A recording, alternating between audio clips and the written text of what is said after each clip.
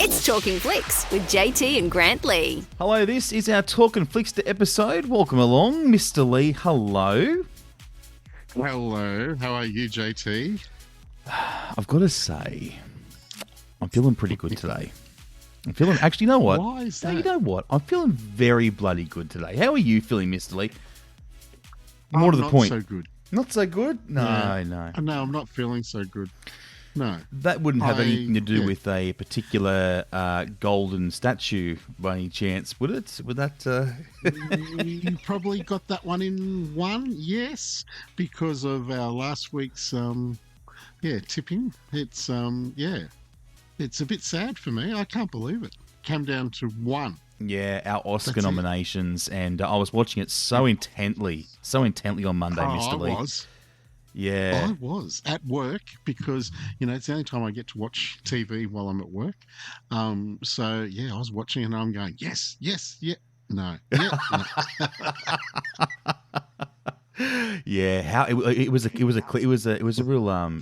cliffhanger, wasn't it? It came down to one award, which we will talk more about on Friday when we unpack all the winners. But yeah, look, you know what a fantastic Oscars, Mr. Lee. It really was. It was good. I actually enjoyed it. After 10 years, finally, I've got myself a gong. So hold on, can we get a? Thank you very much. That'll do. It's only taking you 10 years to beat me, so hey, you'll have to wait another 10 now. Oh, it's on. Yes. Well, I finally got a bit of shrap on the mantelpiece now, which is good, so I'm happy about that. Yeah. And on Friday, I'm looking forward to my prize. Yeah. Yes, you get the prize, Mr. Lee, not me. You get it. Yeah. So, aren't you lucky? I'm not looking forward to that. But anyway, we'll see how we go. Well, that will be Friday. In the meantime, let's get into our Talkin' Flickster for this week. It is September 5. It's the story behind the 1972 Munich Olympics. And Mr. Lee, talk about drama, talk about suspense. And what a great story to tell. Oh, it is. And it is a true story. It's set in 1972, and it is all about the ABC broadcasting team that were there at the Olympics to broadcast all about sport. And then they get pushed into doing a coverage that they probably did not expect was going to happen. Let's take a listen to the trailer. Ready, camera one. Good morning. I'm Jim McKay speaking to you live from the Olympics in Munich, West Germany. Talk me through the day. Starts with volleyball. Then there's boxing. Good. It's America versus Cuba. Sure you want to bring in the politics? It's not about politics. It's about emotions. And we're clear. Great job, everyone.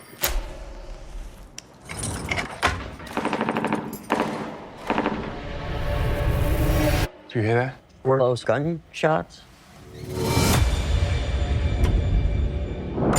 What's the situation? The police are reporting that armed terrorists have attacked the Israeli athletes. There's a hostage situation going on right now in the Olympic Village. ABC wants news to take over. Your sports, you're in way over your head. 400 yards away from where this is happening. We are the only people capable of following it live. This is our story, and we're keeping it. What do I tell the cameras? What do you mean? Can we show someone being shot on live television? We're on. The peace of what have been called the Serene Olympics was shattered this morning. The games are still going on. Within a few hundred yards, 9 terrified living human beings are being held prisoner. You need to understand how sensitive the situation is. These are just local cops doing things they have never done before. We'll make it broadcast history. More people have seen this than watch Armstrong land on the moon. Now, police are on the roof. Oh, guys. That's a TV. Are they seeing what we're seeing? What are you talking about? Are the terrorists seeing this? Our job is to tell the stories of these individuals whose lives are at stake. It's not okay if we made it worse. It's a madhouse down here. They know the whole world is watching. If they shoot someone on live television, whose story is that? Is it ours or is it theirs?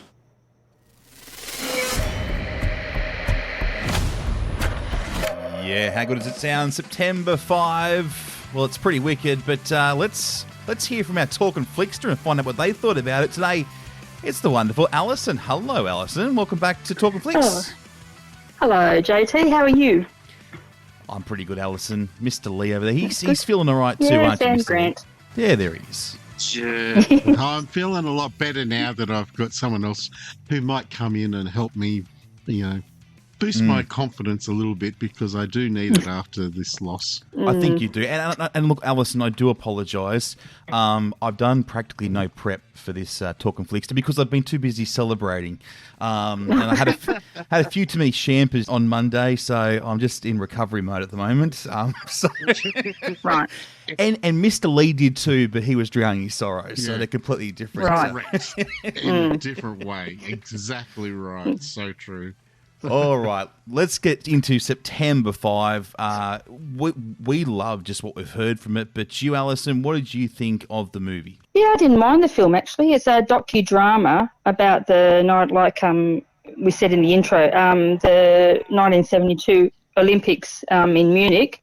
And I guess the IOC just gave the Germans a bit of a chance to redeem themselves at some stage after World War II. And they actually did a pretty good job of the Olympics, really, up until the point where the PLO, or the Palestinian Liberation Organisation, came on the scene and sort of went into those rooms where the Israeli teams were and kidnapped them. So yeah, it actually was a good film in relation to a bit of history that we've got.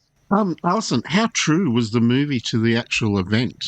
Yeah, pretty close, I reckon, because they intermingled some actual footage from the Olympics into the film itself, which made it quite believable. So I think it was probably pretty accurate. And they showed certain images they show within the film where I've actually can remember. Oh, so, wow. for example, they show one of the hijackers. They show them one of the terrorists. They come out from the room or whatever, and they look out from a balcony, and they're sort of like got a mask on. That image is something that I actually do remember. So, I was only a little girl too back when the Olympics were on. So, but that image, I've seen it in the past. So so they do actually go back to actual footage from the games. Yeah. And another thing too that I think really stands out and a lot of people have raved about is that 1970s newsroom look. Yes, you get the feel. They've done a really good job bringing that to life, haven't they? Correct. And you don't understand, until you see it, you don't really realise what went into actually television in those days, in the 1970s, because that's 50 years ago. Which is incredible. And, to do something like that, and to even film or broadcast a Olympic sport, like how many sports are there, to do all that, it would have been incredible. And where now it's, so much easier when it's all digital and, you can just send things back via mobile phone lines, really, sometimes. So, it is an incredible thing. But it's so good that they used real footage and put it in the movie. I think when they can do that and make it look like it's part of the movie, as in it doesn't look out of place, I think that's a really good thing to be able to do. Yeah, no, it was good. It was well done in that respect, yes. Peter Skarsgård, let's talk about him. What did you think of his role in this film? Big accolades coming out of it. Yeah, because he plays Rooney Arledge, who's the president of the ABC Sports. He's not familiar to me, actually. Although I had to Google him to see what other shows he's been in, movies, and he was in the 2022 the Batman film with James Pattinson. So, but he's not familiar. But he is actually in this role. He is actually very good in it. Yeah, and he does take a lead sort of thing. Well, he has got a big job to do too. But yeah, he is quite believable in it. Would you say his character was the most compelling in the movie, or if it wasn't him, who do you think really stood out to you? Who sucked you in? John Magaro. He plays Jeffrey Mason, who's the head of the control room in Munich. He was the controller in the control room. He had control of it, and he had to make a couple of decisions in amongst the footage when it was being released and that sort of thing. Comments had to be made and all that sort of stuff. So he had to make those decisions really on the hop. I actually preferred him in it, actually. Mm. Oh, wow. And back then, too, it was something that they probably never experienced at an Olympic Games, like something that was real happening right at that time. And so for him to be saying yes to put it to air or no, don't do this, that would have been very, very stressful. Well, this terrorist act was the first time something like that had actually been on air, like broadcast live throughout the world. It was the first time a terrorist act had actually been broadcast like that. And at the end of the film, they say like it was broadcast and like nearly 1 billion people saw it. So that's pretty phenomenal, really, when you think about it. Yeah, and how about the cinematography, the visuals? Yeah. What kind of things do you think you were seeing throughout the movie that you really enjoyed and you thought that they really, really hammered that home? What did it for you? Just the basically the 70s feel of the film. It was pretty true, I reckon, to the 1970s. And the interesting thing was, I had a bit of a chuckle to myself. You get those letters that are magnetic letters, and you put them on your fridge. Yeah. Well, they used those. They had a lady that worked in a different part, and she would actually make up the captions that would go below when they'd start to put it to air. She'd make up the wording, she'd make up the wording using those letters, and then she would photograph it or film it, and then that footage would actually be superimposed on the footage that would go to broadcast. I thought that was hilarious, using something so simple. Very 70s feel, and I guess that they're the early stages of colour television too. True. Yep. And the way like their hairstyles, the cars that they were in, sort of thing, what they wore, and smoking in a control room where you probably don't do that anymore. You're probably not allowed anymore. No. But isn't it great to see? And you think about how much time it would take to bring all that kind of stuff back. I mean, the amount of work that would have to go into finding so many vintage bits and pieces. The research, yes. Yep. Yeah. Mm.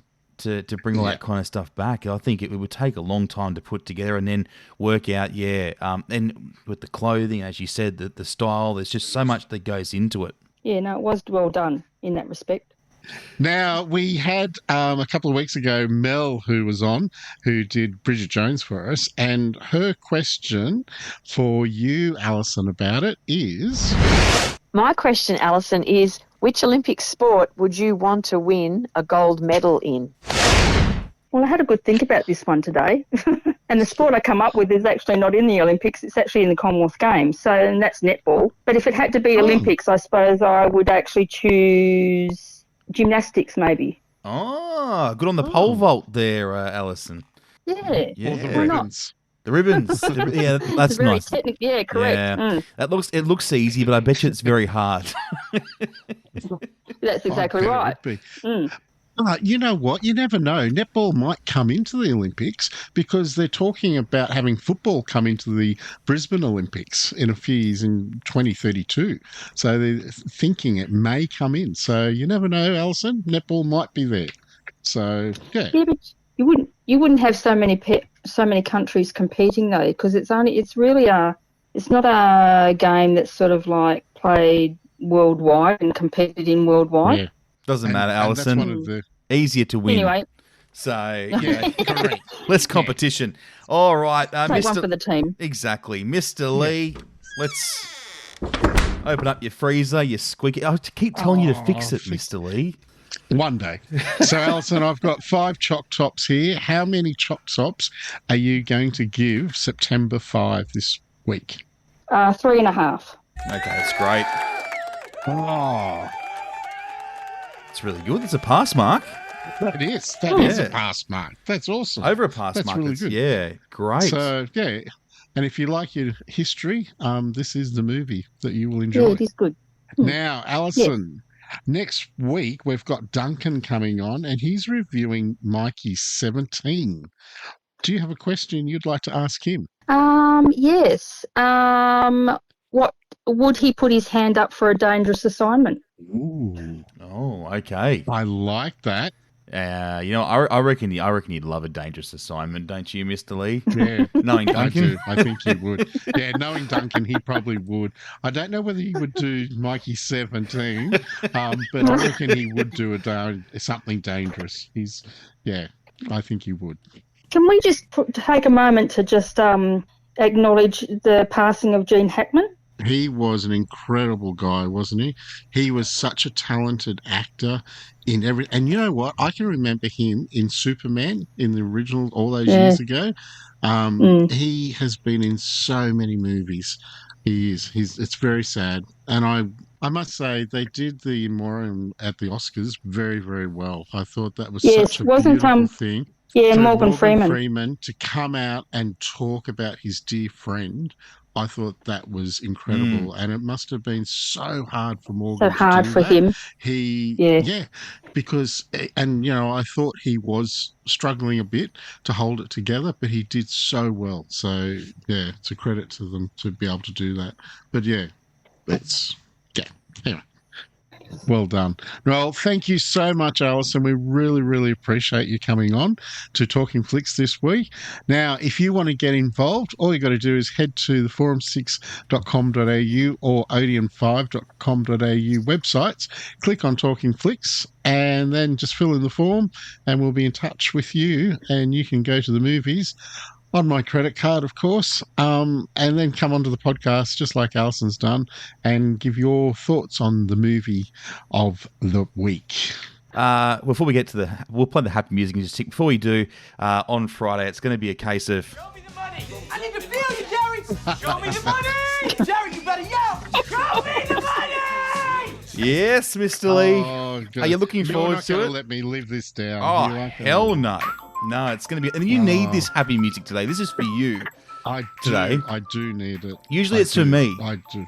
But this yes, it is usually. Definitely for me. I can't believe it. I'm still in shock that you won. We're all in shock. Would you like me to give you some positivity to make you feel better about yourself right now? Yes, please. Okay. Yes. My positive thought for today to take away with you, Mr. Lee, and all of our listeners: optimism is a happiness magnet. If you stay positive, good things and good people will be drawn to you. Good. And you know what? Well, let's hope. Very deep. Alice and I will... It is very deep. Alice and I will actually take that away and we will see if it happens. Well, you know what? That actually came from Mary Lou Retton, who is, get a load of this, a gymnast. There you go. Yeah, there you go. Right, so keep with the theme. Yeah, well done. Gee, you're very clever. All right. Well, that's you can Google very quickly. Usually that's your talent, Mr. Lee. That's okay. I took it off you today. Okay, well, we'll catch you at midday on Friday for our normal Talkin' Flicks podcast. Make sure you join us because Mr. Lee will find out what Tom Cruise film he will have to sit through. And I have picked an absolute corker. An absolute really? corker. Oh, no. So, picked the worst possible Tom Cruise movie I could find. So, it's going to be painful, Mr. Lee. This is not going to be pretty. But, I'm looking forward to it. It's definitely not. Yeah, you can FaceTime me while you're doing it. Alison, be great to catch up with you once again. Thanks for joining us. Thank you, guys. Thank you very much. And we'll catch you Friday midday, Mr. Lee. Get ready. Bye. Yeah. Want more Talking Flicks? Get your fix with every episode anywhere, anytime. Just search Talkin' Flicks on Apple Podcasts, Spotify, forum6.com.au or odeon5.com.au. Until next time, we'll see you at the movies.